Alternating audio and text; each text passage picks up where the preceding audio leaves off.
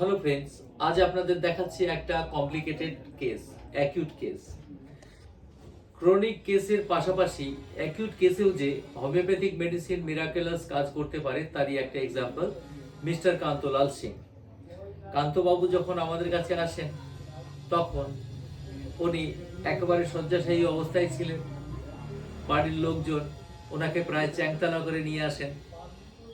ভদ্রলোক সাফার করছিলেন জন্ডিসের সমস্যায়।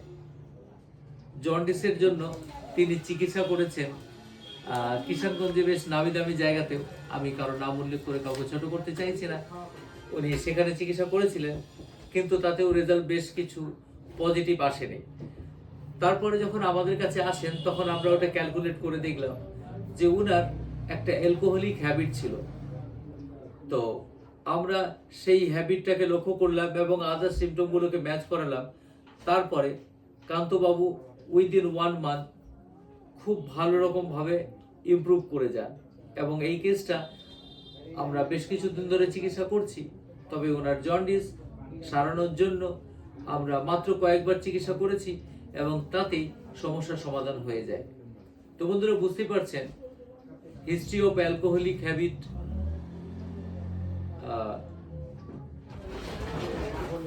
হিস্ট্রি অফ অ্যালকোহলিজম, তাহলে এটুকু রাখবে, history of alcoholism, jaundice, definitely তাহলে এই কেসটা যাচ্ছে নার্ভস বমিকার দিকে।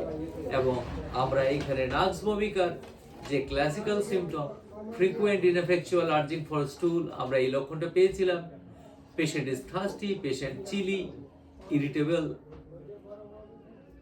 ইরিটেবিলিটি, মেন্টাল ইরিটেবিলিটি, এই সবকটা লক্ষণই ছিল নার্ভস বমিকার।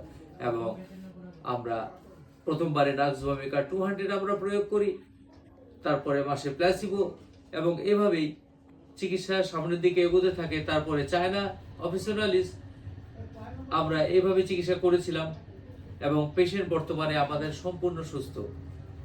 ঠিক আছে, তাহলে আসুন একটু জেনে নেওয়া যাক কান্তবাবু কি বলেন।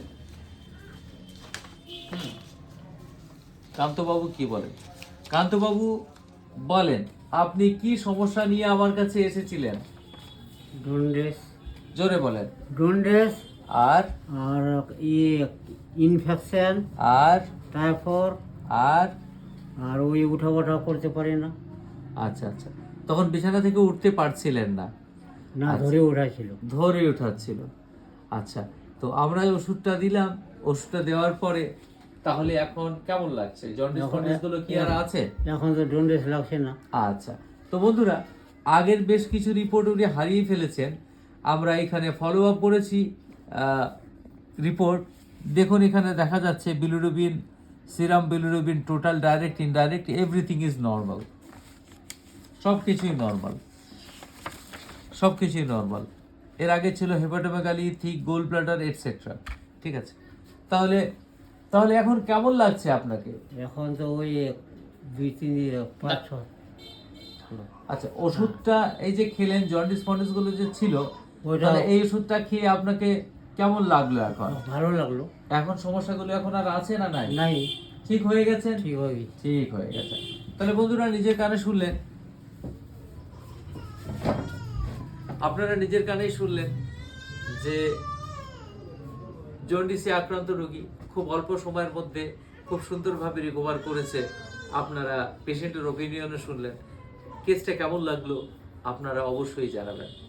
তাহলে যেন মনে থাকে, হোমিওপ্যাথিক ট্রিটমেন্ট খুব অল্প সময়ের মধ্যেও অ্যাকিউট কেসেও সার্ভিস দেওয়া যায় এবং ওষুধ ভালোভাবে কাজ করবে তার একটাই শর্ত, সেটা হচ্ছে টোটালিটি অফ সিমটম করে তার সাথে একটা খুব সুন্দর মেডিসিন সেট করা।